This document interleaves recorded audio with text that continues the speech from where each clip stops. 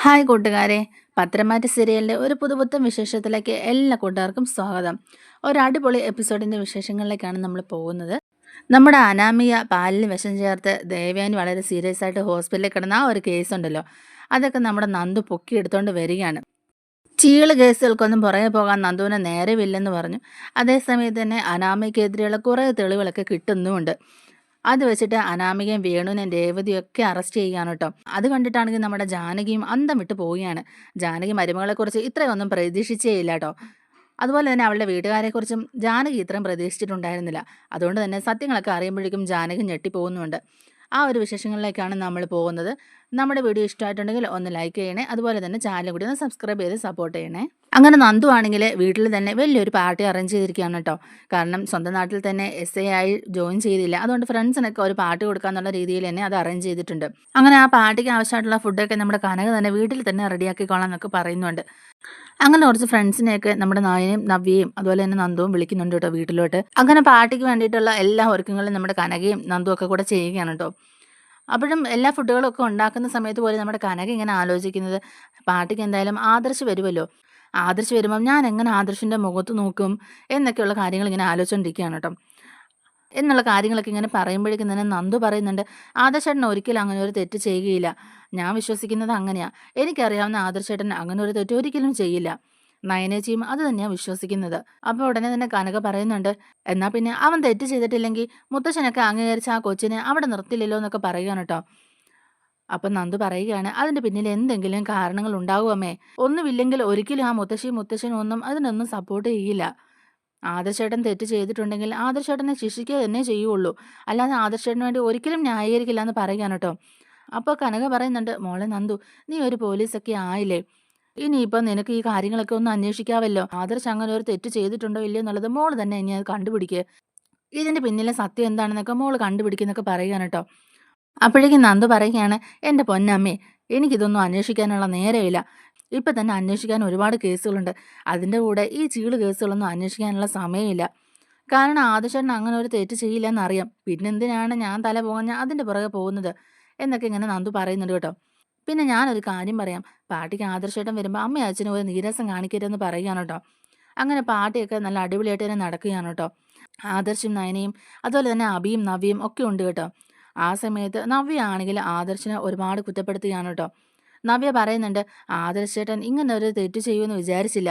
നമ്മൾ വിചാരിച്ച പോലൊന്നും അല്ല, ഇതിൻ്റെയൊക്കെ പിന്നിൽ ആദർശേട്ടൻ തന്നെയാണെന്നൊക്കെ പറയുകയാണ്. അപ്പം തന്നെ നയന പറയുന്നുണ്ട്, ആരും ആദർശേട്ടനെ വെറുതെ എങ്ങനെ കുറ്റപ്പെടുത്തേണ്ട കാര്യമൊന്നുമില്ല. പിന്നെ നവ്യേച്ചി ഒരിക്കലും ഇങ്ങനൊന്നും പറയാൻ പാടില്ല. ഒരിക്കൽ ഈ പറഞ്ഞതൊക്കെ ഓർത്ത് നവ്യേച്ചി എന്നെ വിഷമിക്കും എന്നൊക്കെ പറയാൻ കേട്ടോ. എന്നിട്ട് നമ്മുടെ നയന പറയുന്നുണ്ട്, ഞങ്ങളിൽ പലരും മൗനം നടിക്കുന്നതുകൊണ്ടാണ് ചേച്ചി ഇപ്പോൾ പോലും സന്തോഷത്തോടെ ഇവിടെ നിൽക്കുന്നത്. അങ്ങനെ അല്ലായിരുന്നെങ്കിൽ അനന്തപുരിയിൽ പലരുടെയും വാ തുറന്നിരുന്നെങ്കിൽ ചേച്ചി ഇപ്പോൾ സന്തോഷത്തോടെ ഇവിടെ നിൽക്കാനൊന്നും പോകുന്നില്ല എന്ന് പറയുകയാണ് കേട്ടോ. അപ്പോൾ ഇത് കേൾക്കുമ്പോഴേക്കും നമ്മുടെ അഭിക്കാണെങ്കിൽ ഭയങ്കരമായിട്ട് ടെൻഷൻ ആവുന്നുണ്ട് കേട്ടോ. അഭി ചിന്തിക്കുന്നുണ്ട്, ഇവളുടെ വർത്താനം കേട്ടിട്ട് ഇവക്കും ഇവനും എന്തൊക്കെയോ അറിയാവുന്ന തോന്നുന്നു, ഇവരെന്തോ കണ്ടുപിടിച്ചിട്ടുണ്ടെന്ന് തോന്നുന്നു എന്നൊക്കെ ഇങ്ങനെ ആലോചിക്കുകയാണ്. പിന്നെ നവ്യ അറിയാതിരിക്കാനായിട്ട് ഇവരെ നാടൻ കളിക്കുന്നതാണോ എന്ന് എനിക്കൊരു സംശയം ഉണ്ടെന്നൊക്കെ ഇങ്ങനെ മനസ്സിൽ വിചാരിക്കുകയാണ് കേട്ടോ. എന്തായാലും അഭി ആ സമയത്ത് തന്നെ നവ്യയുടെ മനസ്സൊന്ന് ഇളക്കാൻ നോക്കുന്നുണ്ട്. അങ്ങനെ നവ്യ വീണ്ടും തന്നെ ആദർശിനെ ഇങ്ങനെ കുറ്റപ്പെടുത്തിക്കൊണ്ടേ ഇരിക്കുന്നുണ്ട് കേട്ടോ. ഇങ്ങനെ ഒരു തെറ്റ് ചെയ്ത ആളെ ഈ ഒരു പാർട്ടിയിലേക്ക് ക്ഷണിക്കേണ്ട കാര്യമില്ലായിരുന്നു നന്ദു എന്ന് പറയുകയാണ് കേട്ടോ. അപ്പം നന്ദു പറയുന്നുണ്ട്, എന്താ നവ്യേച്ചി നിങ്ങൾ ഈ പറയുന്നത്, ആദർശേട്ടൻ ഒരു തെറ്റുകാരനല്ല. ഞാൻ അറിയുന്ന ആദർശേട്ടൻ ഇങ്ങനെ ഒരു തെറ്റ് ചെയ്യില്ല. ഒരു പെൺകുട്ടിയോട് മോശമായിട്ട് പെരുമാറത്തുമില്ല. ഇപ്പം ഈ ചന്തുമോൾ ആദർശേട്ടൻ്റെ കുഞ്ഞാണെന്ന് ഞാൻ വിചാരിക്കുന്നില്ല. പിന്നെ മറ്റു പല കാരണങ്ങൾ കൊണ്ടും ആയിരിക്കാം ചിലപ്പോൾ ഈ സത്യങ്ങളൊന്നും ഇവർ തുറന്ന് പറയാത്തതെന്നൊക്കെ ഇങ്ങനെ പറയുമ്പം നവ്യ പറയുന്നുണ്ട്, വേറെ എന്ത് കാരണം കൊണ്ടാണ് ഈ തുറന്നു പറയാതിരിക്കുന്നത്?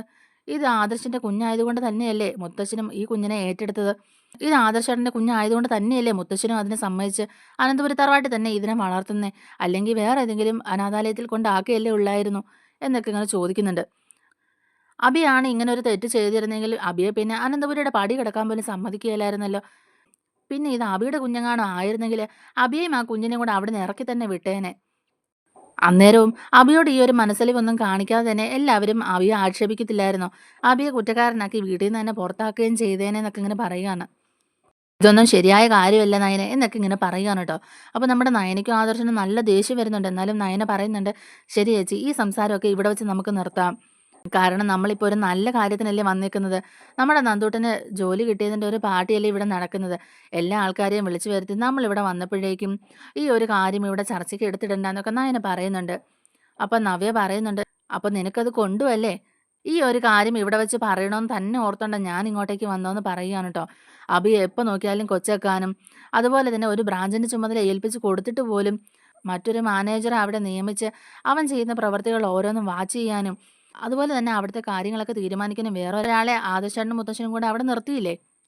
അപ്പൊ പിന്നെ ഇത് പറയാതിരിക്കാവോ? ഒരു മഹാത്മാവല്ലേ ഇവിടെ നിൽക്കുന്നത് എന്നൊക്കെ ഇങ്ങനെ കളിയാക്കിക്കൊണ്ട് പറയുകയാണ് ട്ടോ.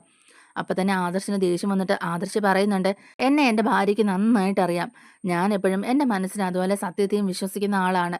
ചന്തുമോളുടെ അച്ഛൻ ഞാനല്ല എന്നുള്ള കാര്യം എനിക്ക് നന്നായിട്ട് അറിയാം" എന്നിങ്ങനെ ആദർശ് പറയുന്നുണ്ട്. അപ്പൊ നവ്യ ചോദിക്കുന്നുണ്ട്, "ആഹാ അത് കൊള്ളാമല്ലോ. ചന്തുമോളുടെ അച്ഛൻ നിങ്ങളല്ലെങ്കിൽ പിന്നെ വേറെ ആരാ?" എന്നിങ്ങനെ ചോദിക്കുന്നുണ്ട്. നിങ്ങളെ അച്ഛാന്നും നയനെ അമ്മയെന്നും വിളിച്ച് ആ കൊച്ചിനെ എന്തിനാ ഇവിടെ നിർത്തിയേക്കുന്നതെന്ന് ഇങ്ങനെ ചോദിക്കാണ് ട്ടോ. അനന്തപുരിയിലെ മുത്തശ്ശന്റെ ഏതോ ഒരു കൊച്ചുമകന്റെ കുട്ടിയാണെന്നേ പറഞ്ഞിട്ടുള്ളൂ അനഘ. അല്ലാതെ അനഘ അന്ന് ആദർശെന്ന് പോലും പറഞ്ഞിട്ടില്ല. പിന്നെ ഈ കുറ്റം ഞാൻ പൂർണ്ണമായിട്ട് ഏറ്റെടുക്കേണ്ട കാര്യമൊന്നുമില്ലല്ലോ എന്നിങ്ങനെ പറയുകയാണ് ട്ടോ. അപ്പോൾ നവ്യ പറയുന്നുണ്ട്, "അന്ന് അനഘയുടെ വീട്ടിൽ നിന്ന് കിട്ടിയ ഫോട്ടോ അത് നിങ്ങളുടെ തന്നെ അല്ലായിരുന്നോ? അതുപോലെ തന്നെ അവിടെ കൂടി നിന്ന അനഘയുടെ ബന്ധുക്കളും പറഞ്ഞു ആദർശ് തന്നെയാണ് ചന്തുമോളുടെ അച്ഛനെന്നുള്ള കാര്യം. പിന്നെ ഇനിയിപ്പം ഇതിൽ പരം എന്ത് തെളിവാ വേണ്ടതെന്നൊക്കെ ഇങ്ങനെ നവ്യ ചോദിക്കുന്നുണ്ട്. എന്നാലും ആദർശ് വിട്ടുകൊടുക്കുന്നില്ല കേട്ടോ. ആദർശ് അപ്പോഴും എതിർത്ത് തന്നെ നിൽക്കുകയാണ്. നവ്യയുടെ വാ അടപ്പിക്കാനായിട്ട് ആദർശം കുറേ കാര്യങ്ങൾ പറയുകയാണ് കേട്ടോ. അപ്പോഴേക്കും ഇവരുടെ ഈ വാക്കുതർക്കവും ഒച്ചയൊക്കെ കേൾക്കുമ്പോഴേക്കും നമ്മുടെ ഗോവിന്ദൻ അങ്ങോട്ടേക്ക് വന്നിട്ട് പറയുന്നുണ്ട്, "മോളെ നവ്യേ നീ നിർത്ത്. ഇവിടെ വെച്ച് ഇങ്ങനെ ഒരു സംസാരം വേണ്ടെന്നൊക്കെ പറയുകയാണ്. ആദർശിന്റെ മനസ്സിലുള്ള എന്താന്ന് വെച്ചാൽ പറയട്ടെ. അത് തുറന്നു പറയാത്തിടത്തോളം കാലം നമുക്കിതൊന്നും വിശ്വസിക്കാൻ പറ്റില്ല മോളെ. നയനയുടെയും ആദർശിന്റെയും മനസ്സിൽ എന്തെങ്കിലും ഉണ്ടെങ്കിൽ അത് ഞങ്ങളോടെങ്കിലും തുറന്നു പറയണം. അതല്ലാതെ ഈ കുഞ്ഞിന്റെ ഉത്തരവാദിത്തം മുഴുവൻ അവർ ഏറ്റെടുത്തിട്ട് പിന്നെ തെറ്റ് ചെയ്തിട്ടില്ല എന്ന് പറഞ്ഞാൽ ആരെങ്കിലും വിശ്വസിക്കുമോ എന്നൊക്കെ ചോദിക്കുന്നുണ്ട് ഗോവിന്ദൻ. അപ്പോൾ അവർ മിണ്ടാതിരിക്കുകയാണ് കേട്ടോ. കാരണം ഇപ്പം ഈ ഒരു സത്യങ്ങൾ വിളിച്ചു പോയി പറഞ്ഞിട്ടുണ്ടെങ്കിൽ അത് നവ്യേച്ചിക്ക് ഒട്ടും താങ്ങാനും പറ്റില്ല. പിന്നെ ഇത്രയും ആൾക്കാരുടെ മുമ്പിൽ വെച്ചിട്ട് അത് ഭയങ്കര ഒരു നാണക്കേടും ആയി പോകും. അതുകൊണ്ട് അവർ മിണ്ടാതിരിക്കുകയാണ്. അങ്ങനെ പാർട്ടിയൊക്കെ വളരെ നന്നായിട്ട് കഴിയുകയാണ് കേട്ടോ. അങ്ങനെ നന്ദു നല്ല ഹാപ്പിയാണ് കേട്ടോ. കാരണം ട്രെയിനിങ് കഴിഞ്ഞ ഉടനെ തന്നെ സ്വന്തം നാട്ടിൽ ജോയിൻ ചെയ്യാൻ പറ്റിയതിൻ്റെ ഒരു ഹാപ്പിനെസ് നമ്മുടെ നന്ദുവിൻ്റെ മുഖത്തുമുണ്ട്. നന്ദു പറയുന്നുണ്ട്, "എനിക്ക് ഒരുപാട് സന്തോഷമായി നമ്മുടെ നാട്ടിൽ തന്നെ ജോയിൻ ചെയ്യാൻ പറ്റിയത്. ഇനിയിപ്പോൾ എല്ലാ കാര്യങ്ങളും എനിക്ക് ഇവിടെ നിന്നോണ്ട് തന്നെ നോക്കാമല്ലോ" എന്നൊക്കെ ഇങ്ങനെ നമ്മുടെ നന്ദു പറയുകയാണ്. അപ്പോൾ കനക പറയുന്നുണ്ട്, "ദേ നന്ദൂട്ടാ, എനിക്കൊരു കാര്യം പറയാനുണ്ട്. ഈ ഒരു കാര്യം കൂടെ മോൾ അന്വേഷിച്ച് ഇതിൻ്റെ സത്യാവസ്ഥ കണ്ടുപിടിക്കണമെന്ന് പറയുകയാണ്. അമ്മയ്ക്ക് വേറെ പണിയൊന്നുമില്ലേ? ഇപ്പോഴും ആദർശേട്ടനെ സംശയിക്കുന്നോണ്ടല്ലേ അമ്മ ഇങ്ങനെയൊക്കെ പറയുന്നത്? ഈ ചന്തുമോളുടെ അച്ഛൻ ആരെങ്കിലും ആകട്ടെ, ആ കുഞ്ഞിന്റെ അച്ഛൻ ആരാണെങ്കിലും ഇനിയിപ്പോൾ ആദർശേട്ടനും നയനേച്ചിയും കൂടെ ആ കുഞ്ഞിനെ ഏറ്റെടുത്ത് കഴിഞ്ഞില്ലേ അമ്മേ? അവര് തന്നെ ചന്തുമോളുടെ അച്ഛനും അമ്മയും ആയിക്കോട്ടെ. അവർക്ക് അതിലൊരു കുഴപ്പവും ഇല്ലല്ലോ. പിന്നെ അമ്മയ്ക്ക് എന്താ അമ്മേ കുഴപ്പം? അവര് സന്തോഷത്തോടെയല്ലേ ജീവിക്കുന്നത്. അത് മാത്രം നോക്കിയാ പോരെ. എനിക്കല്ലെങ്കിൽ തന്നെ ഈ കാര്യങ്ങളൊന്നും അന്വേഷിക്കാനുള്ള സമയമില്ല" എന്നിങ്ങനെ പറയുന്നുണ്ട്. ഇനി ഇതിലെന്തെങ്കിലും സത്യങ്ങൾ ഒളിഞ്ഞു കിടപ്പുണ്ടെങ്കിൽ അത് മറച്ചു വെക്കുന്നതിൽ അവരെന്തെങ്കിലും കാരണങ്ങൾ കണ്ടെത്തിയിട്ടുണ്ടാവും. ആ സത്യങ്ങളൊക്കെ അവര് സമയമാകുമ്പോൾ തന്നെ വെളിപ്പെടുത്തും. അന്നേരം നമുക്ക് ഈ സത്യങ്ങളൊക്കെ അറിയാൻ പറ്റുമല്ലോ അമ്മേ. പിന്നെന്തിനാ ഇപ്പൊ ഇത്ര ധൃതി കൂട്ടുന്നതെന്നൊക്കെ ഇങ്ങനെ പറയുകയാണ് കേട്ടോ നമ്മുടെ നന്ദു. പക്ഷേ വേറെ ചില കേസുകളൊക്കെ അനന്തപുരിയിൽ തന്നെ അന്വേഷിക്കാനുണ്ടെന്നും പറയുന്നുണ്ട്. മുത്തച്ഛനാണെങ്കിലും ചില കാര്യങ്ങളൊക്കെ എന്നെ പറഞ്ഞ് ഏൽപ്പിച്ചിട്ടുണ്ട്. അതെനിക്ക് വ്യക്തമായിട്ടും വൃത്തിയായിട്ടും തന്നെ അന്വേഷിച്ച് തീർക്കണമെന്ന് പറയുന്നുണ്ട് കേട്ടോ. അപ്പോൾ തന്നെ ഇത് കേൾക്കുമ്പോഴേക്കും അബിക്ക് ടെൻഷനാവുന്നുണ്ട്. അബി പെട്ടെന്ന് ഓർക്കുന്നത് ജ്വല്ലറിയിലെ ആ ഒരു കേസാണ്. ഇനിയിപ്പം ജ്വല്ലറിയിലെ ആ കേസാണോ ഇവളെ പറഞ്ഞ് ഏൽപ്പിച്ചിരിക്കുന്നത് മുത്തശ്ശൻ എന്നിങ്ങനെ അബി ചിന്തിക്കുകയാണ്. അബി ഉടനെ തന്നെ നന്ദുവിനോട് ചോദിക്കുന്നുണ്ട്, "അല്ല നന്ദു, ഏത് കേസാ മുത്തശ്ശൻ നന്ദുവിനെ ഏൽപ്പിച്ചേക്കുന്നതെന്ന്" ചോദിക്കാണ് കേട്ടോ. നന്ദു പറയുന്നുണ്ട്, "അത് പിന്നെ വേറൊന്നും അല്ല അബിയേട്ടാ, ജ്വല്ലറിയിലെ കാര്യം തന്നെയാണ്. ജ്വല്ലറിയിലെ അന്നത്തെ കേസ് അതങ്ങനെ അന്വേഷണമൊന്നും വേണ്ട വിധത്തിൽ നടക്കാതെ നിന്നുപോയില്ലേ. ആ ഒരു അന്വേഷണ ഉദ്യോഗസ്ഥൻ അത്ര പോരായിരുന്നു. അയാൾ ഒരു കൈക്കൂലി വീരനായിരുന്നു. അപ്പോൾ ആരുടെ കയ്യിൽ നിന്ന് പണം വാങ്ങിയിട്ട് കേസ് ഒതുക്കി തീർക്കാൻ അയാൾ ശ്രമിക്കുന്നുണ്ടായിരുന്നു. അതുകൊണ്ട് തന്നെ എവിടെയും അന്വേഷണം എത്താത്ത രീതിയിൽ ആ ഫയലുകളൊക്കെ ഇരിക്കുന്നത്. അപ്പം മുത്തച്ഛനും ആദർശേട്ടനും കൂടെ പറഞ്ഞായിരുന്നു, ജോയിൻ ചെയ്തതിന് ശേഷം ആ ഒരു കേസ് നല്ലപോലെ തന്നെ അന്വേഷിച്ച് അതിൽ കുറ്റക്കാരനെ കണ്ടെത്തണം എന്നുള്ള കാര്യങ്ങൾ. എന്തായാലും ഈ ഒരു പാർട്ടി കഴിയുമ്പോഴേക്കും തിരക്കുകളൊക്കെ കഴിയുമല്ലോ. ഇനിയിപ്പോൾ എന്തായാലും നാളെ മുതൽ ആ കാര്യങ്ങളും കൂടി അന്വേഷിക്കണമെന്ന് പറയുകയാണ് കേട്ടോ.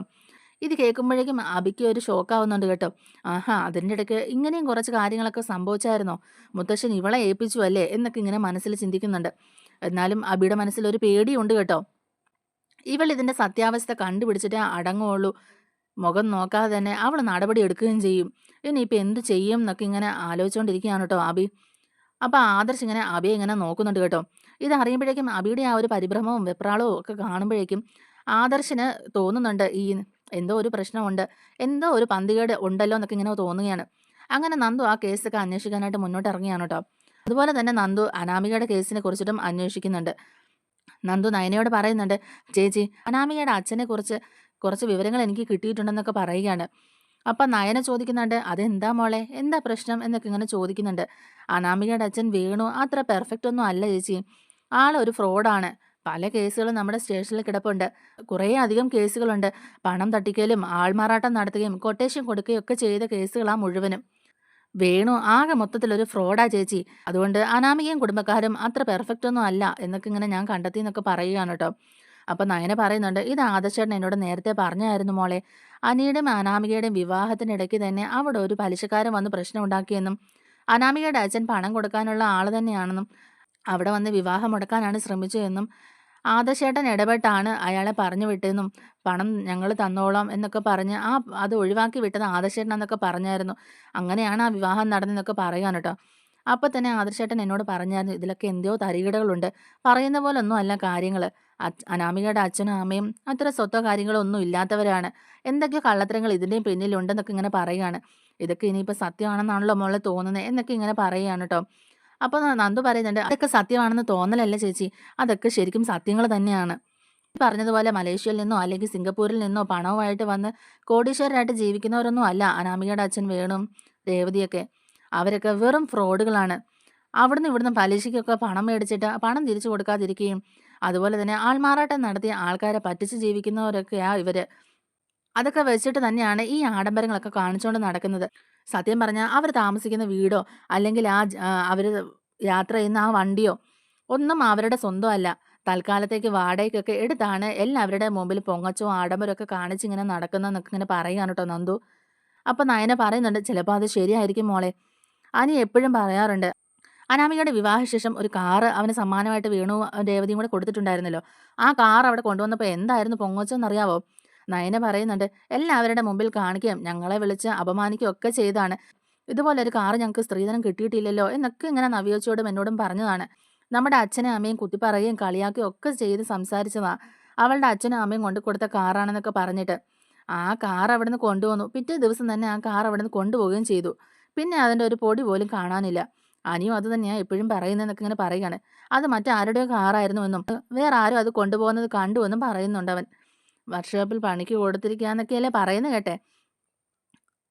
എന്നാൽ അത് ഇത്രയും നാളായിട്ട് തിരിച്ചും കൊണ്ടുവന്നിട്ടില്ല. അനാമികയാണെങ്കിലും അതിനെക്കുറിച്ച് ഒരക്ഷരം പോലും മിണ്ടുന്നില്ല. ഇതിലൊക്കെ എന്തൊക്കെയോ തരികിടയുണ്ട് മോളെ. അവരത് വാടകയ്ക്കെടുത്ത് കൊണ്ടുവന്നതാണോന്ന് വരെ ഞങ്ങൾക്ക് സംശയമുണ്ടെന്ന് പറയുകയാണ് കേട്ടോ. നന്ദു പറയുന്നുണ്ട്, അത് മാത്രമല്ല ചേച്ചി, അവിടുന്ന് സ്വർണം കാണാതെ പോയപ്പോഴേ അത് മുഴുവൻ ചേച്ചി എടുത്തു എന്ന് പറഞ്ഞല്ലേ പ്രശ്നങ്ങൾ ഉണ്ടാക്കിയത് അവര്. എന്തുമാത്രം ബഹളമാണ് അവരവിടെ ഉണ്ടാക്കിയത്. അനന്തപുരിയിലെ സ്വർണം കട്ടത് ഗോവിന്ദന്റെ മകൾ നയനയാണെന്നും പറഞ്ഞ് അവരെന്തൊക്കെ കളിച്ചു. പക്ഷെ അതിലും ഈ അനാമികയുടെയും അവളുടെ അച്ഛൻ്റെയൊക്കെ ഒരു കളി നടന്നിട്ടുണ്ട്. അതുപോലെ പാലിൽ വിഷം ചേർത്ത് വല്യമ്മയെ കൊല്ലാൻ ശ്രമിച്ച കേസും ചേച്ചിക്ക് അറിയാവുന്ന തന്നെയല്ലേ.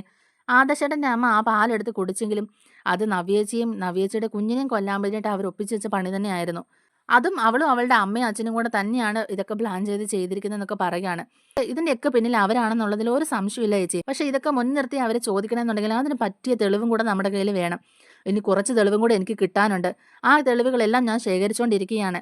അങ്ങനെയാണെങ്കിൽ ഞാൻ അവളെ പൂട്ടിയിരിക്കും. കാരണം വേറൊന്നും കൊണ്ടല്ല. അത്രത്തോളം അവൾ എന്നെ, എൻ്റെ അച്ഛനെ, അമ്മയെ, എൻ്റെ ചേച്ചിമാരെ ഉപദ്രവിച്ചിട്ടുണ്ട്. അതുകൊണ്ട് ഇതിനൊരു തിരിച്ചടി ഞാൻ എന്തായാലും കൊടുത്തിരിക്കും എന്നൊക്കെ നമ്മുടെ നന്ദു പറയുന്നുണ്ട്. നയന പറയുകയാണ്, മോളെ നിനക്ക് അവളോടുള്ള വൈരാഗ്യത്തിൽ നീ കള്ളക്കേസ് ഉണ്ടാക്കിയതെന്നേ അവള് പറയുള്ളൂ. അനിയും നീയും തമ്മിലുള്ള ബന്ധത്തെക്കുറിച്ച് അവൾക്ക് നന്നായിട്ട് അറിയാവില്ല മോളെ. നീ അനിയെ സ്വന്തമാക്കാനായിട്ട് ഇങ്ങനൊരു കേസ് കെട്ടിച്ചമച്ചാന്ന് വരെ അവള് പറയും. അങ്ങനെ പറഞ്ഞാ നീ എന്ത് മറുപടി പറയും മോളെ എന്ന് ചോദിക്കുമ്പോഴേക്കും നന്ദു പറയുന്നുണ്ട്, ഒന്ന് പോ ചേച്ചി, അവൾ ഇനി എന്തു പറഞ്ഞാലും എനിക്കൊരു പ്രശ്നവുമില്ല. ഞാൻ ഈ കാര്യത്തിലൊക്കെ നല്ല രീതിയിൽ അന്വേഷണം നടത്തും. ഇപ്പൊ തന്നെ അനന്തപുരിയിൽ നിന്ന് കിട്ടിയ പരാതി അല്ലാതെ തന്നെ ആ വേണുവിനെതിരെ കുറച്ച് പരാതികളും കൂടിയുണ്ട്. അതൊക്കെ ഒന്ന് അന്വേഷിച്ച് വരുമ്പോഴേക്കും മറ്റു പലതിനുള്ള ഉത്തരങ്ങൾ കൂടി നമുക്ക് കിട്ടുമെന്ന് പറയുകയാണ് കേട്ടോ. അപ്പോൾ നയന നന്ദുവിൻ്റെ അടുത്ത് ചോദിക്കുന്നുണ്ട്, മോളെ അത് വേണോ മോളെ, അങ്ങനെ നീ ചെയ്യുകയാണെന്നുണ്ടെങ്കിൽ പിന്നെ നിനക്ക് ശത്രുക്കളുടെ എണ്ണം കൂടുകയല്ലേ ഉള്ളൂ എന്നിങ്ങനെ പറയുമ്പോഴേക്കും തന്നെ നന്ദു പറയുന്നുണ്ട്, അതിനിപ്പോൾ എന്താ ചേച്ചി, ശത്രുക്കളുടെ എണ്ണം കൂടിയാലൊന്നും എനിക്കൊരു പ്രശ്നമില്ല. പക്ഷേ ഇവളെ ഞാൻ വെറുതെ വിടില്ല. ഇവളും ഇവളുടെ അച്ഛനും അമ്മയും കൂടി എന്തൊക്കെ തെറ്റുകളാണ് ചെയ്ത് കൂട്ടിയേക്കുന്നത്. എന്നെ കൊല്ലം വരെ കൊട്ടേഷൻ കൊടുത്തതാ, ചേച്ചി അതൊക്കെ മറന്നുപോയോ എന്നിങ്ങനെ ചോദിക്കുന്നുണ്ട്. ആ ട്രെയിനിങ് ക്യാമ്പിൽ പോയിട്ടോ, അവിടെ പോലും അയാൾ എനിക്ക് സ്വസ്ഥത തന്നിട്ടില്ല. ആ ട്രെയിനറെ കൊണ്ട് എന്തുമാത്രം എന്നെ ഉപദ്രവിപ്പിച്ചു. അതുപോലെ പല പ്രാവശ്യം അവൾക്ക് കിട്ടുന്ന ചാൻസ് ഒന്നും തന്നെ അവൾ പാഴാക്കാതെ നമ്മളിങ്ങനെ ഉപദ്രവിച്ചുകൊണ്ടേ ഇരിക്കുകയല്ലേ. അനാമികയുടെ അമ്മയും അച്ഛനും അവർ മൂന്നുപേരും കൂടെ ചേർന്നിട്ടാണ് ഈ കളികളൊക്കെ കളിക്കുന്നത്. പോരാത്തതിനും നവ്യേച്ചിയും നയനേച്ചിയും അവർ ഉപദ്രവിക്കുന്നില്ലേ, അതിനൊക്കെ ഒരു പരിഹാരം കണ്ടേ പറ്റുള്ളൂ. ഞാൻ എന്തായാലും അനാമയ്ക്ക് പണി കൊടുത്തിട്ടേ ഇരിക്കുള്ളൂ എന്ന് പറയുകയാണ് കേട്ടോ നന്ദു. അനാമികയാണെങ്കിലും അച്ഛൻ്റെ അമ്മയുടെ അടുത്തേക്ക് ചെന്നിരിക്കുകയാണ് കേട്ടോ. ചെന്ന് കഴിയുമ്പോഴാണെങ്കിലും വേണു രേവതിയും പറയുന്നുണ്ട്, എന്താ പോലെ നീ ഇപ്പം ഇങ്ങോട്ടേക്ക് പോകുന്നതെന്നിങ്ങനെ ചോദിക്കുമ്പോഴേക്കും അത് പിന്നെ ആ നന്ദു ഇല്ലേ അച്ഛാ, അവൾ എസ് ആയിട്ട് നമ്മുടെ നാട്ടിലെ സ്റ്റേഷനിൽ തന്നെ ജോയിൻ ചെയ്തില്ലേ, അതിൻ്റെ സന്തോഷത്തിൽ അവൾ എല്ലാവർക്കും പാർട്ടി കൊടുക്കുവാണത്രേ, അതും അവളുടെ വീട്ടിൽ വെച്ച് തന്നെ. അതുകൊണ്ട് അവിടെയുള്ള കുറേ എണ്ണങ്ങൾ പോയിട്ടുണ്ട്. ആ കൂട്ടത്തിൽ അവളുടെ കൂട്ടുകാരുമുണ്ട്, അതിൽ അനിയും കാണുമായിരിക്കും എന്നൊക്കെ ഇങ്ങനെ പറയുമ്പോഴേക്കും വേണു ചോദിക്കുന്നുണ്ട്, അനിയെ നിനക്ക് തടയാൻ പാടില്ലായിരുന്നോ മോളെ എന്ന്. ഞാൻ എങ്ങനെ തടയാനാ അച്ഛാ, അവനോട് പറഞ്ഞാൽ അവൻ കേൾക്കണ്ടേ. ആ പോട്ടെ, പോയി ആസ്വദിക്കട്ടെ, എനിക്കിപ്പോൾ എന്താ. അവരെല്ലാം അങ്ങോട്ട് പോയപ്പോഴേക്കും എനിക്ക് അവിടെ ഇരുന്നിട്ട് എന്തോ പോലെ, അതുകൊണ്ട് ഞാൻ ഇങ്ങോട്ടേക്ക് വന്നതേ ഉള്ളൂ എന്നൊക്കെ ഇങ്ങനെ പറയുകയാണ് കേട്ടോ. ഇതൊക്കെ കാണുമ്പോഴേക്കും എനിക്ക് ഒട്ടും സഹിക്കുന്നില്ല അച്ഛാ, നമ്മൾ ഒന്നിനൊന്ന് തോറ്റു പോവുകയാണല്ലോ അച്ഛാ എന്നൊക്കെ ഇങ്ങനെ പറയുകയാണ്. ഇനി എന്താ ചെയ്യേണ്ടതെന്ന് പോലും ഒരു പിടിയും കിട്ടുന്നില്ല, എങ്ങനെ ഇതിനൊക്കെ പരിഹാരം കാണുമെന്നൊക്കെ ഇങ്ങനെ ചോദിക്കുകയാണ്. അപ്പോൾ വേണു പറയുന്നുണ്ട്, എൻ്റെ പൊന്നു മോളെ അവളിപ്പോൾ എസ് ആയി, ഇനിയിപ്പോൾ നമ്മുടെ കളികളൊന്നും നടക്കും തോന്നുന്നില്ല. എനിക്ക് അത് ഓർത്തിട്ടാ ടെൻഷൻ. ഒരു കാരണവശാലും ഇവളെ എസ് ആകരുതെന്ന് നമ്മൾ ആഗ്രഹിച്ചു, പക്ഷെ അവൾ എസ് ആയി, നാട്ടിൽ തന്നെ പോസ്റ്റിങ്ങും കിട്ടി. എൻ്റെ പേരിൽ എത്ര കേസ് ഈ സ്റ്റേഷനിലുണ്ടെന്നുള്ള കാര്യം നിനക്കറിയാവല്ലോ. അതെല്ലാം ഇങ്ങനെ തള്ളിത്തള്ളി വിടുകയായിരുന്നു. പക്ഷേ ഇനിയിപ്പോൾ നന്ദു വന്ന സ്ഥിതിക്ക് അവൾ അതെല്ലാം ചേകഞ്ഞെടുത്ത് എന്നെ അറസ്റ്റ് ചെയ്യുന്നുള്ള കാര്യത്തിൽ ഇനി ഒരു സംശയവും വേണ്ടെന്നൊക്കെ ഇങ്ങനെ പറയുകയാണ് കേട്ടോ. അപ്പോൾ അനാമികയും പറയുന്നുണ്ട്, അതൊക്കെ ആലോചിക്കുമ്പോഴാണ് അച്ഛാ എനിക്കും പേടി. അച്ഛൻ്റെ പേരിൽ എത്ര കേസുകളാണ് കിടക്കുന്നത്, അതെല്ലാം അവൾ സത്യസന്ധമായ രീതിയിൽ അന്വേഷിച്ച് ഇറങ്ങിയാൽ പിന്നെ നമ്മൾ തലയിൽ മുണ്ടിട്ട് പുറത്തിറങ്ങിയാൽ മതി. അച്ഛനെ അവൾ പെട്ടെന്ന് തന്നെ അകത്താക്കുകയും ചെയ്യും. ഇനി ഉണ്ടേം തിന്ന് ജയിലിൽ കിടക്കേണ്ടി വരും. ഇനി ഞാനെങ്ങനെ അനന്തപുരി പോയി ജീവിക്കുമെന്നാണ് ഞാൻ ഓർക്കുന്നേ. ഞാനെങ്ങനെ അനന്തപുരിയിലോട്ട് കയറി ചെല്ലും. ഈ വിവരങ്ങളൊക്കെ അവരറിഞ്ഞിട്ടുണ്ടെങ്കിൽ അനന്തപുരിയിൽ നിന്ന് ആ കിളവൻ എന്നെ പുറത്താക്കും. നമ്മൾ കള്ളത്തരം പറഞ്ഞല്ലേ അവിടെ കയറി കൂടിയത്. കോടികളുടെ സ്വത്തും അന്തസ്സും ആഭിജാത്യവും ഒക്കെ പറഞ്ഞിട്ടല്ലേ അനിയെ വിവാഹം കഴിച്ചത്. ഇതൊന്നും ഇല്ലാത്ത വെറും തട്ടിപ്പുകാരാണ് നമ്മളെന്ന് അറിഞ്ഞു കഴിഞ്ഞാൽ പിന്നെ ആ കിളവൻ അവിടെ എന്നെ വെച്ചേക്കത്ത് പോലുമില്ല. ആട്ടി ഇറക്കും എന്നുള്ള കാര്യം ഉറപ്പാണ് എന്നൊക്കെ ഇങ്ങനെ അനാമിക പറയുമ്പോഴേക്കും രേവതി പറയുകയാണ്, ശരിയാ, എനിക്കത് ഓർക്കുമ്പോഴേക്കും എന്ത് ചെയ്യണമെന്ന് പോലും അറിയില്ല മോളെ. ഇനി ഇവിടെ നിന്നാണ് നാട് വിട്ട് പോയാലെന്ന് വരെ ഞാൻ ആലോചിക്കാന്നൊക്കെ പറയുകയാണ് കേട്ടോ. വേണു പറയുന്നുണ്ട്, എടി രേവതി, നീ ഇങ്ങനെ മണ്ടത്തരങ്ങളൊന്നും പറയാതെ. നമ്മൾ എന്തിനാണോ ഇങ്ങോട്ടേക്ക് വന്നത്, അതുപോലെ തന്നെ നമ്മുടെ മോളെ കൊണ്ട് അനിയെ എന്തിനാണോ വിവാഹം കഴിപ്പിച്ചത്, അത് സാധിക്കാതെ നമ്മൾ പോയാൽ നമ്മൾ തോറ്റെന്നല്ലേ അർത്ഥം. പിന്നെ ഇത്രയൊക്കെ കിടന്ന് കഷ്ടപ്പെട്ടതിൽ വല്ല അർത്ഥമുണ്ടോ രേവതി എന്നൊക്കെ ഇങ്ങനെ ചോദിക്കാണ് കേട്ടോ വേണു. എല്ലാം ശരിയാണ്, പക്ഷെ ഇതൊക്കെ എങ്ങനെ നടക്കുമെന്നാണ് നിങ്ങളീ പറയുന്നത്. ഈ ഇപ്പം തന്നെ തെളിയാതെ കിടക്കുന്ന ഈ കേസുകളൊക്കെ ഉണ്ടല്ലോ, ഇതൊക്കെ ആ നന്ദു എന്ന് പറയുന്നവളെ എല്ലാം തെളിയിച്ച് കഴിഞ്ഞിട്ടുണ്ടെങ്കിൽ എന്ത് ചെയ്യും? അവളെ പറഞ്ഞാൽ പറഞ്ഞതുപോലെ അവൾ ചെയ്യും. ഞാൻ എന്തെങ്കിലും ചെയ്യാൻ പറ്റുമെന്ന് നമുക്ക് നോക്കാം. നമുക്കും ഈ നാട്ടിൽ ജീവിക്കണ്ടേ മോളെ എന്നിങ്ങനെ വേണു പറയുന്നുണ്ട്. ഞാൻ എൻ്റെതായ രീതിക്ക് ഒരു അന്വേഷണം നടത്തിയപ്പോഴേക്കും അവൾ എനിക്കെതിരെയുള്ള എല്ലാ കേസുകളും ചെകഞ്ഞെടുക്കുന്നുണ്ടെന്നാണ് എനിക്ക് അറിയാൻ കഴിഞ്ഞത്. അതിലൊക്കെ അവൾ അന്വേഷണങ്ങളും നടത്തുന്നുണ്ട്. ഇനി കുറച്ച് തെളിവുകളും കൂടി കിട്ടിയിട്ടുണ്ടെങ്കിൽ അവൾ എന്നെ അറസ്റ്റ് ചെയ്യുന്നുള്ള കാര്യത്തിൽ ഒരു സംശയമില്ല. ഇരുട്ടടി തന്ന് വീഴ്ത്തിയവളല്ലേ അവള്. ഇനി എങ്ങനെ അറസ്റ്റ് ചെയ്ത് എന്നെ ലോക്കപ്പിലോട്ട് കൊണ്ടുപോയി കഴിഞ്ഞിട്ടുണ്ടെങ്കിൽ പിന്നെ എൻ്റെ കാര്യത്തിൽ ഒരു തീരുമാനമാകും. അപ്പോൾ രേവതി പറയുന്നുണ്ട്, എൻ്റെ പൊന്നു മനുഷ്യ, എന്നെ അറസ്റ്റ് ചെയ്യുമോ? അന്നാണെങ്കിൽ അനന്തപുരി വെച്ച് പാലിൽ വിഷം ചേർത്ത ഞാനെന്തേ ഇവളും കൂടെ ചേർന്നിട്ടാ. അതാ നയനയ്ക്കും നവ്യയ്ക്കും ഒക്കെ അറിയാം. അവൾ പറഞ്ഞു കൊടുത്ത് അറസ്റ്റ് ചെയ്യിപ്പിക്കുമോ, കൊലക്കുറ്റത്തിന് ഇനി നമ്മൾ അകത്ത് കിടക്കേണ്ടി വരുമോ എന്നൊക്കെ ഇങ്ങനെ രേവതി ചോദിക്കാണ് കേട്ടോ. വേണു പറയുന്നുണ്ട്, അതിലൊരു സംശയം വേണ്ട, പിടിച്ചാൽ നമ്മൾ കൊലക്കുറ്റത്തിൽ തന്നെ അകത്ത് പോവും.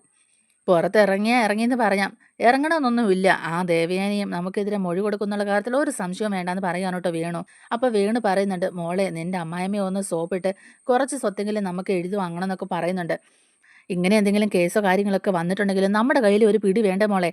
അതുകൊണ്ട് തന്നെ ഇതൊക്കെ നമുക്ക് പെട്ടെന്ന് തന്നെ ചെയ്യണമെന്ന് പറയുകയാണ് കേട്ടോ അനാമികയോട്. അപ്പോൾ അനാമിക പറയുന്നുണ്ട്, പിന്നെ അവരെ സോപ്പിട്ട് ആ കുന്തം കിട്ടും. ആ കിളവനും കിളവിയും മനസ്സ് വെച്ചാലേ എന്തെങ്കിലുമൊക്കെ അവിടുന്ന് കിട്ടുകയുള്ളൂ. എൻ്റെ അമ്മായിമ്മയുടെ കയ്യിൽ ഒരു കിണ്ടിയുമില്ല. അപ്പോഴേക്കും വേണു പറയുന്നുണ്ട്, അല്ല മോളെ, നിൻ്റെ അമ്മായിമ്മയുടെ കയ്യിലും കുറച്ച് സ്വത്തുക്കളൊക്കെ ഉണ്ട്. തൽക്കാലം അനി നിനക്കൊന്നും തരുന്നില്ലെന്ന് പറഞ്ഞ് അവരെ സോപ്പിട്ട് നമുക്കതങ്ങ് എഴുതി മേടിക്കാം. അതിനുശേഷം നിനക്ക് അവിടെ ഒരു പിടുത്തം ആകുമല്ലോ മോളെ. കരഞ്ഞോ കാല് പിടിച്ചോ എങ്ങനെയെങ്കിലും നീ അത് സാധിക്കണം മോളെ എന്നിങ്ങനെ പറയുകയാണ് കേട്ടോ. അനാമിക പറയുന്നുണ്ട്, അതിനൊന്നും എന്നെ കൊണ്ട് പറ്റത്തില്ല. കരയാനോ അവരുടെ കാല് പിടിക്കാനോ സഹായം ചോദിക്കാനോ ഒന്നും എനിക്ക് പറ്റത്തില്ല എന്നിങ്ങനെ അനാമിക പറയുന്നുണ്ട്. അപ്പോഴേക്കും രേവതി പറയുന്നുണ്ട്, അങ്ങനെയല്ല മോളെ, അതിനൊക്കെ വേറെ രീതികളുണ്ട്, അത് ഞാൻ മോൾക്ക് പറഞ്ഞു തരാമെന്ന് പറയുന്നുണ്ട്.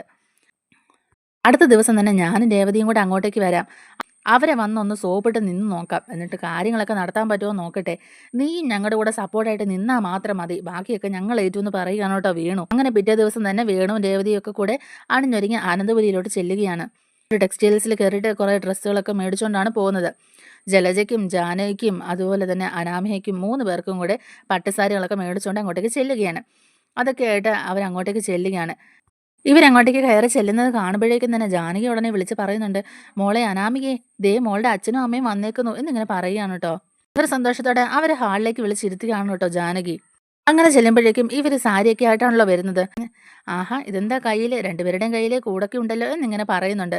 അനാമിക മോക്കുള്ളതാണോ എന്നിങ്ങനെ ചോദിക്കാണ് കേട്ടോ. അപ്പൊ രേവതി പറയുന്നുണ്ട്, അനാമിക മോക്കല്ല ഞങ്ങൾ ഈ സാധനം കൊണ്ടുവന്നിട്ടുള്ളത്, ജാനകിക്ക് വേണ്ടിയിട്ടാന്ന് ഇങ്ങനെ പറയാൻ കേട്ടോ. അപ്പൊ ജാനകി ചോദിക്കുന്നുണ്ട്, അതെന്താ എനിക്കോ, അതെന്താ ഇപ്പൊ ഒരു ഗിഫ്റ്റ് അപ്പോഴേക്കും നമ്മുടെ രേവതി പറയുന്നുണ്ട്, അത് പിന്നെ ഞങ്ങൾ വരുന്ന വഴിക്ക് എനിക്ക് മോക്ക് ഓരോ സാരി എടുക്കാനായിട്ട് കടയിൽ കയറിയതാ.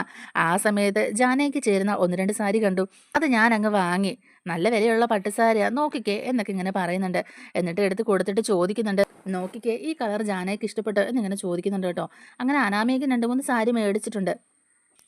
ഞങ്ങൾ ഇങ്ങോട്ടേക്ക് വരുമ്പം അനാമിക മോക്ക് എന്തെങ്കിലും മേടിച്ചോണ്ട് വന്നിട്ടുണ്ടെങ്കിൽ അതുപോലെ തന്നെ ജാനകിക്കും ജലജയ്ക്കും അതുപോലെ എന്തെങ്കിലുമൊക്കെ മേടിച്ചോണ്ട് വരണ്ടേ എന്നിങ്ങനെ പറയുകയാണ് കേട്ടോ. അപ്പോൾ ജാനകി പറയുന്നുണ്ട്, ആ കാണിച്ചേ നോക്കട്ടെ എന്ന് പറഞ്ഞിട്ട് ആ സാരി മേടിച്ച് നോക്കിയാണ് കേട്ടോ. നോക്കുമ്പോഴേക്കും അത് നല്ല സാരിയൊക്കെയാണ് കേട്ടോ. കാണുമ്പോഴേക്കും നമ്മുടെ ജാനകിക്ക് അങ്ങ് ഇച്ചിരി പൊങ്ങച്ചൊക്കെ കൂടുകയാണ് കേട്ടോ. അപ്പോഴേക്കും ജാനകി ഉടനെ അനാമികയുടെ അച്ഛനും അമ്മയും പൊക്കി പറയുകയാണ്, മോക്ക് ഒരു സാരി മേടിച്ചോണ്ട് വരാൻ തോന്നിയപ്പോൾ തന്നെ മോളുടെ അമ്മായിയമ്മയ്ക്കും അതുപോലെ തന്നെ അപ്പച്ചിക്കും ഒരു സാരി മേടിക്കാൻ അവർ മറന്നില്ലല്ലോ എന്നൊക്കെ ഇങ്ങനെ പറയുകയാണ് കേട്ടോ. അങ്ങനെ ജലജയെ കാണുമ്പോഴേക്കും ജലജയ്ക്കും തന്നെ 2 സാരി കൊടുക്കുകയാണ് കേട്ടോ. ജലജയ്ക്കും സാരി കിട്ടുമ്പോഴേക്കും ജലജ അങ്ങ് ഭയങ്കര ഹാപ്പി ആവുകയാണ്. ജലജ ഉടനെ നയന കേൾക്കാൻ വേണ്ടിയിട്ട് നവ്യെ കുത്തി പറയുകയാണ് കേട്ടോ. കണ്ടില്ലേ ഒരു മരുമകളുടെ അച്ഛനും അമ്മയും വന്നിരിക്കുന്നത്, സ്വന്തം മോക്ക് സാരി മേടിച്ചപ്പം ഞങ്ങൾക്കും കൂടെ സാരി മേടിച്ചോണ്ട് വന്ന് കണ്ടോ, അതൊക്കെയാ സ്നേഹം. വേറെ 2 ഇവിടെ ഉണ്ടല്ലോ, അവരുടെ അച്ഛനും അമ്മയും വരും ദരിദ്രവാസികളെ പോലെ, കയ്യിലൊരു സാധനവും ഇല്ലാതെ.